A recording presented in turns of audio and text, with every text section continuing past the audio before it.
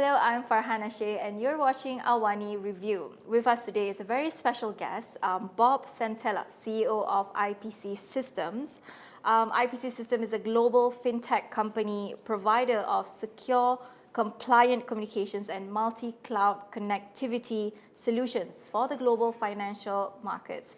So Bob is here on a business trip in Asia since 2019 and will help share with us a thing or two about managing the current financial economy as well as the future of remote and hybrid working in the industry and as well as beyond. So thank you for joining us, Bob. I understand that you're here on a business trip. So how has travel been for you in Asia so far? I understand the last time you came back was in 2019. So especially after not traveling for a while due to COVID, how has it been so far? So first off, thanks for having me on the show today. I'm really ecstatic to be here. Ecstatic to be in Malaysia. As you alluded to, travel has been challenging the last couple of years. Obviously with the pandemic and others just things going on in the world these days, there are challenges that we face in travel. I will say though, coming back to Asia after 2.5 years, it was one of the most exciting things I wanted to do. One, Asia is our most dynamic region as far as growth, particularly Southeast Asia. Our fastest growing office is right here in Kuala Lumpur. We have a center of excellence here and a dedicated team that has quadrupled in size since the time I started at IPC 4 years ago. So we're really dedicated to the market. Love the talent we have here. As far as travel around the region, I plan to visit Malaysia, Singapore, and hopefully a few other countries, depending upon the rules and the challenges I can overcome. But one of the things I enjoy most about coming here is really the energy we find here. Our clients are dynamic. Our clients are growing. I would say despite some of the challenges they've had over the last 2+ years and our employees had, nobody's lost focus on the industry. People want to work. They want to attack the financial industry every day. They're aggressive and they understand we work in a really changing and dynamic industry when it comes to trading in the financial industry. And therefore the focus has always been there. Whether customers or employees are working remote, despite travel challenges, the in-person hasn't been where we want it to be. We're still actually getting the job every day, and so are our customers, which is really refreshing. But just coming back to Malaysia the last couple of days and spending time with our team and customers and partners, this is really what it's all about for us as a company. And this is why we've been on top for 50 years. Yeah, that's very good to hear that nothing much, at least the spirit, nothing much has changed. So before we begin to get into the nitty-gritty of things, can you share with us a brief introduction of what IPC stands for, IPC Systems? So what is the company's vision in being the lead in technology and services that powers the financial market? Yeah, so you think of IPC, what it stood for when we first started almost 50 years ago, it was a brainchild of a lot of very creative people. I was not the company at that time, but it stood for Interconnect Planning Corporation, which again, that is not the name we go by today, but a lot of big companies that went by acronyms in the marketplace and they stood for something. We've evolved over time to different technology platforms. So where are we today as a company? And what do our customers expect and our clients expect? One, we are the transformative leader in the marketplace. And what does that mean? It means we're actually at the forefront of almost every change in the industry. Our clients in the industry, what do they need from us? They want the ability to be able to trade. Our clients trade in markets all over the world, in every asset class. We have over 25,000 users just here in Asia. We have 1,500 locations and endpoints and data center locations all throughout the region here. And therefore, the forefront of change, like any technology platform, change has to happen in a positive way to affect efficiency and effectiveness in the markets. We've been the leader. And that's why we're the leader in the industry right now. We are approximately 60 to 70% of the total users globally. We're by far the largest player in the space in the Asian region right now. We deliver technology solutions to our clients, and they know when they talk to IPC, we're going to be, again, the leader when it comes to cloud-based solutions, to digital solutions, to things that provide hybrid and remote solutions and things we'll talk about later probably in this discussion. But I think when you think of IPC, what comes to mind is creativity, innovation, secure, and clients operate in a compliant fashion, able to tackle the markets every day in a way they know will be there every step of the way as a true partner. Yeah. I think those values that you mentioned just now are definitely the ones that we need to tackle the current, volatile financial market, right? So I guess drawing on to that, there has been a lot of ups and downs over the past 2 years or so, or even more. I think mostly it has been a very tough year for the financial market to bounce from the impacts of COVID-19 and now gradually recovering as economic activities picked up. So just looking at, banks and finance all over the world, exponential hikes from the US Feds, for example, UK inflation rate at an all-time high. Adding to that, a global supply chain problem that has a worldwide effect, right? So just in Malaysia, for example, we are still trying to keep inflation at bay with a lot of measures and government intervention. So things are happening and are happening at a very quick pace. So with that, this is where I think we can gain your insight being an expert in the industry and being a global lead in the industry. How do financial market participants are navigating the current financial economy, especially since it's at a quite volatile state right now? Yeah, so you've actually mentioned several really good factors, and not just one. Talk about COVID being a factor, but inflation is a factor right now. Supply chain issues are a factor right now. Okay, shutdowns in certain countries still exist. There's regional differences. There's country differences. So you talk about how do clients navigate this. I will tell you in my 3 decades plus experience in the financial markets, this is probably the most unique time, I would say, in collection of challenges that the industry's faced, especially on a global basis. There's been regional things in the past. We've had the Great Recession of 2008. We had weather-related catastrophes in the past that have impacted trading. We've had recessions going back to the dot-com recession in 2001. When you think about a 2.5-year period where we dealt with COVID, the impact of shutdown, the impact on human beings that work in industry, then you add on supply chain challenges that continue today, that impact every single participant in the financial industry. You talk about people trying to deal with inflationary impact in certain countries, including right here in Malaysia. It's a very large factor. It affects every one of the employees and customers that we have in this market. So what are clients doing about it? One, they're making sure they have the best technology possible. Right now, as we learned from the pandemic, and we'll get this later in our discussion hopefully, is that old technology did not serve clients well. When people all of a sudden had to migrate to more flexible, more, I would say, resilient and redundant platforms, if you were on older technology, you struggled. If you were on newer technology, cloud-based technology, digital technology, flexible solutions that allowed for remote working, it served you better. Clients, I think, are also confronting challenges when it comes to the inflationary impact on how they deal with employee issues, how they deal with supply issues. Can they balance raising prices versus how they deal with the cost side of their business?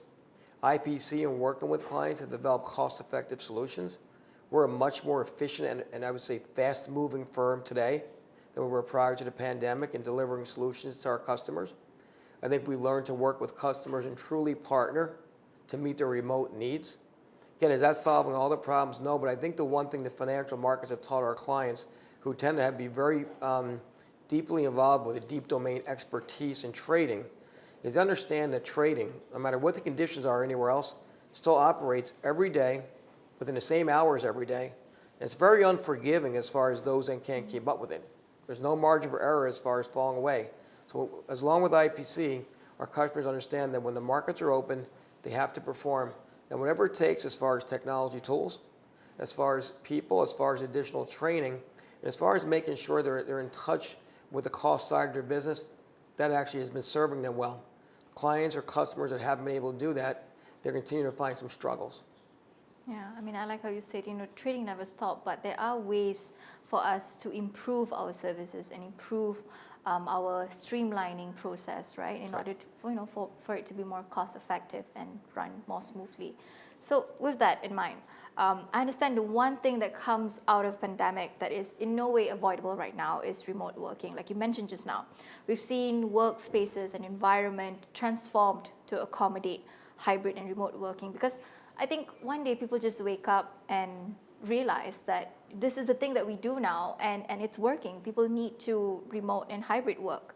And a lot of job seekers and employees as well are searching for this sort of opportunities to remote and hybrid work. So I guess, IPC being a solutions provider that actually champions this, and how do you see the future of remote and hybrid working, and how was IPC Systems experience basing the business on this model even from the start? Mm-hmm.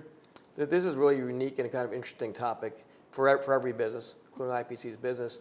When you think about remote working and hybrid working, although it was done on a limited basis before the pandemic, it really was limited. It wasn't widespread and it wasn't widely used. I would say particularly in the financial industry. We operate in a highly regulated environment for the most part. Virtually every customer, whether it be Malaysia, Asia, or global, operates within some sort of regulatory oversight from a government body. Because of that, work from home and remote working typically has not been a mainstay of the financial industry. Plus the technology that people needed and I would say employees needed to do their jobs reside in an office environment. And not just what we provide, but other integrated systems into IPC, whether it be compliance tools or other trading tools or market data tools. All of a sudden the pandemic came and clients had to react really quickly, sometimes in a matter of days, to make decisions. How many people do we put at home? How many people work remotely? How many people need to stay in an office environment? And oh, by the way, make sure we're compliant with government regulations and oversight. Because those conditions never went away under each situation. So IPC actually had already been at the forefront of many of these changes, even before the pandemic. Yeah. We had solutions available that offered actually remote access rather than a hard device or we would say a physical device. We had a software-based device we had already developed. So we were able to provide clients with a solution sometimes in a matter of minutes. So we moved tens of thousands of users to remote locations and remote trading within a matter of a couple of days back in the early stages of the pandemic. In the Asian region right now, in Malaysia, we were able to move employees and customers off-site and remote in a matter of days. And none of our clients actually missed a beat when it meant to trading. Now, if you remember back in early 2020 and through 2021, we're dealing with volatile markets. So clients had to deal in the financial industry with how do we work remote, how do we work hybrid, and oh, by the way, how do we deal with very volatile markets? Top technology, resilient technology, hybrid solutions. So where's this going in the future? Where it's going is that it's accelerated innovation in our space. Where before people were dealing with analog or old technology, digital is now the term you hear often. Where you're dealing with situations where people can only operate one way or another, on premises or remote. Hybrid is the key word at this point. Clients and customers, they want the optionality. They want to be able to make a choice if they need to send employees remote or in an office, they can do it in a matter of hours, not a matter of days, or not a matter of months. And again, what does that mean? Clients want flexible, malleable solutions that actually cater towards a hybrid solution. Okay? And also what worked, I would say the last point I would make about this is that what worked 2 years ago doesn't work today and won't work 2 years from now. For example, we had to be reactive 2 years ago because we had to deal with the pandemic. Now clients want a better version of the technology they were using 2 years ago. They want more functions, they want more features, they want more cost-effective solutions, it needs to be more stable. They're looking for a value-added proposition. But again, that's still enveloped by hybrid, flexible, and optionality. And I think the providers in the marketplace, such as IPC, that can provide those solutions are gaining traction, more and more traction. If you're not doing that, then you're going to find you need to partner with somebody who's doing that. I mean, how difficult was it at the start? We know you talked about giving digital solutions in a matter of minutes, in a matter of seconds. How difficult was it at the start? Because I'm sure a lot of companies or even, those in the financial sector are now at that beginning, whereas you guys are already far ahead. Yep. So how difficult was it? Well, I would say it was difficult. I mean, I'll be honest with you. I mean, again, nobody expected this. We weren't planning at IPC for pandemic 3 years ago before it happened. So all of a sudden when it's thrust upon you, and we all can think back to early in this pandemic where things were moving so fast and decisions were changing every day. Clients had planned for a 2-week shutdown and then a 3-week shutdown. And all of a sudden we turned from weeks, went into months, then eventually a year, we saw behavior changed. It wasn't just temporary to go work at home and come back in 2 weeks. We've seen a permanent change in how people operate and how they behave. We're also dealing with the human element of this. IPC has, again, we have almost 100 employees here in Malaysia, and we have over 1,000 employees globally that had to deal with unprecedented health considerations. Unprecedented as far as how they interact with their families and also balance the work responsibilities, okay? So we're dealing with that. There was also the uncertainty of how the markets were going. Will the markets remain open? Will the markets shut down for a while? Will they shorten their hours? These were discussions being had every day. So what was the lesson? One, you had to keep your finger on the pulse of changes happening literally by the minute. Okay. Second, you had to make sure you took care of your employees and put your employees in the best position to really react to changing markets and changing conditions. What did we do? We made sure our employees had everything available from a health perspective. They were informed. We formed multiple teams to give other teams actually a break on a periodic basis. We did what we had to, and I would say that we were able, I think at IPC what served us the best is our almost 50-year experience. We have a really experienced, seasoned team globally, especially here in the Asian region. We've been here for approximately 4 decades in Asia, and our team knew instinctually what to do during that time. Again, they didn't know much about a pandemic, but they knew how to react during a crisis. They knew when it comes to trading, you have to do whatever it takes. They knew at the top of the list, customers come first when it comes to business considerations, and that's how we handle matters.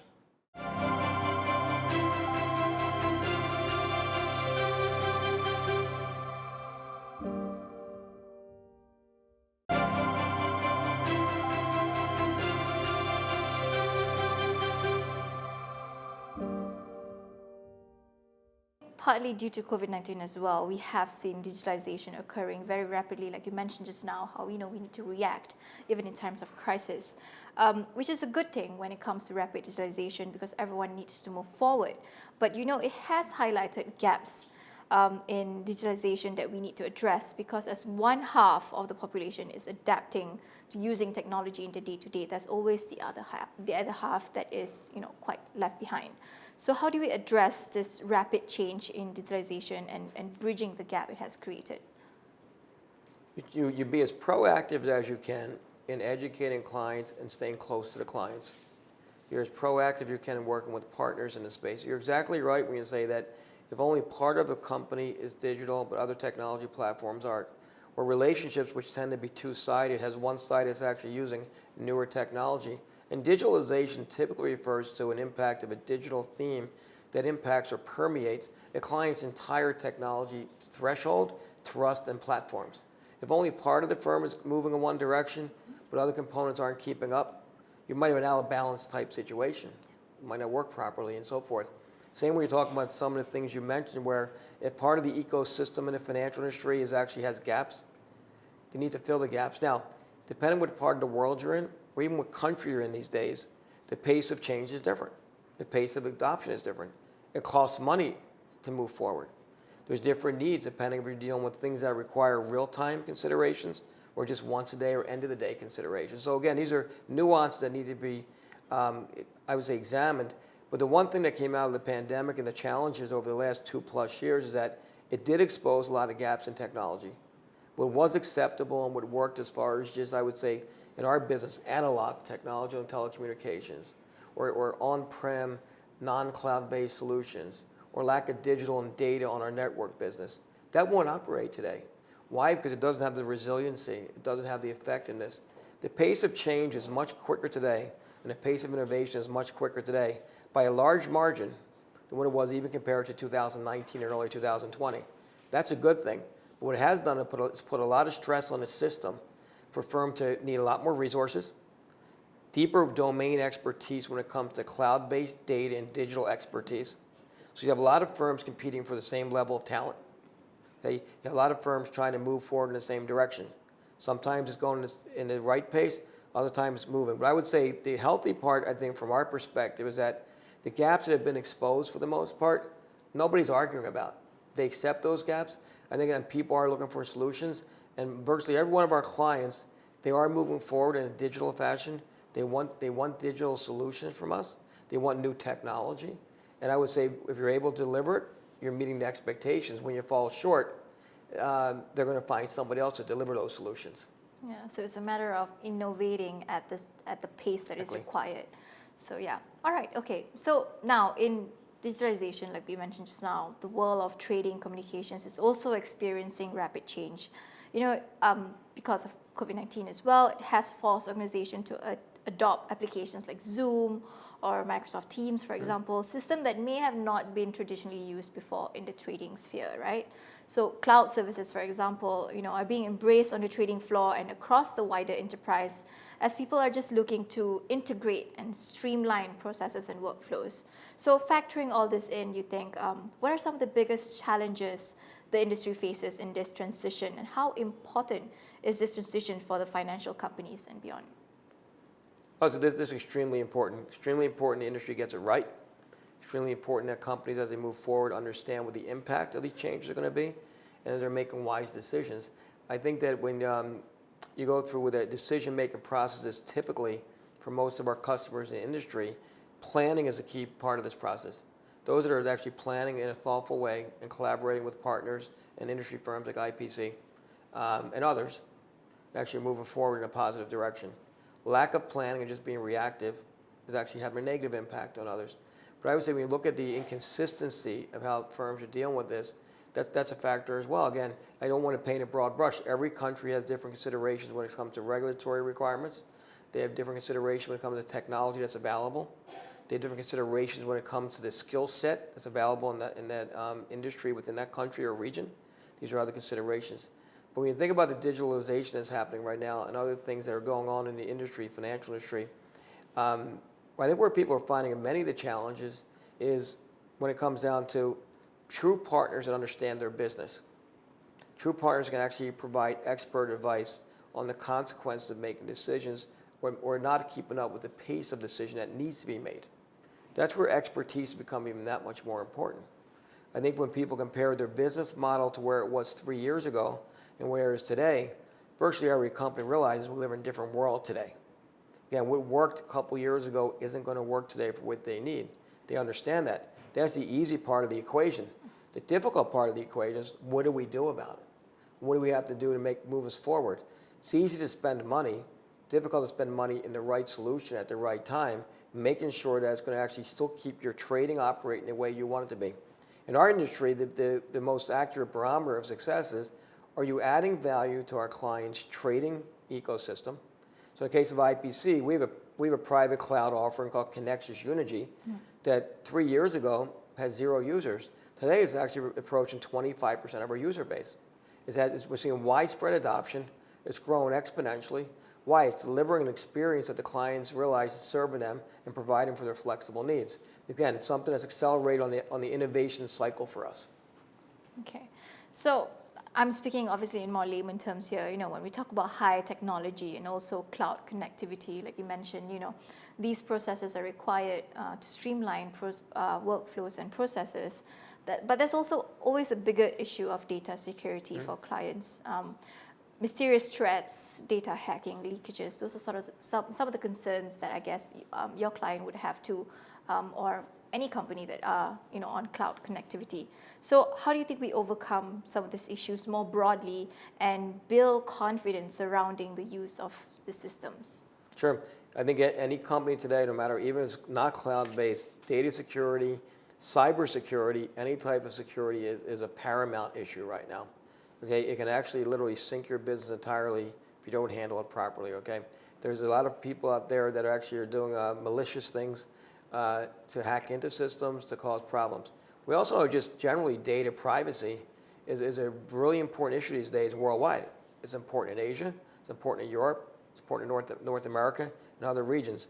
Again, we didn't have the data privacy sensitivity a couple years ago we have today. So how are we dealing with this at IPC and the industry? One, we're providing solutions. For example, in the IPC case, we have a private cloud offering. And part of the advantage of a private cloud offering is that it still offers the same technology, flexibility, and reasons to use a cloud solution. But the fact that we control from a private perspective versus on a public cloud platform, we have a much higher level of transparency on any sort of risk when it comes to data and when it comes to security. Again, we've had virtually no problems with security over the last several years, primarily because our focus on a private cloud offering. Secondly, we make sure that we follow all business industry standards. There's best practices when it comes to security. There's audits from government agencies. There's actually conforming to certain industry standards that make you more compliant and more firm. We actually put a lot of money a lot of time, a lot of effort to make sure this is one of our top issues. We literally have weekly reviews on every single security issue that could impact clients. And third, we make sure we understand our client systems well. Many times when you have a security issue with data or just any sort of cybersecurity type threat, it comes from a lack of understanding of where there might be gaps in a system, where there might be vulnerabilities. Often a client may have a single point of failure, but not realize they have a single point of failure when it comes to maybe a system or some sort of configuration issue. Being able to understand a client's systems and provide the expertise and advice to guide them, that's how you mitigate risk. I'm going to say there's no way to avoid risk completely. It's not possible right now. Yeah. But we work hard to mitigate risk, and I think in working with clients and industry, we've been able to do that. Okay, Bob, so before we end this session, before we wrap up, some of the insights that you've given us, what do you think is a pipeline for IPC in the future? Future challenges that need to be tackled head on, or any plans for expansion? Yeah, so we have a really exciting future.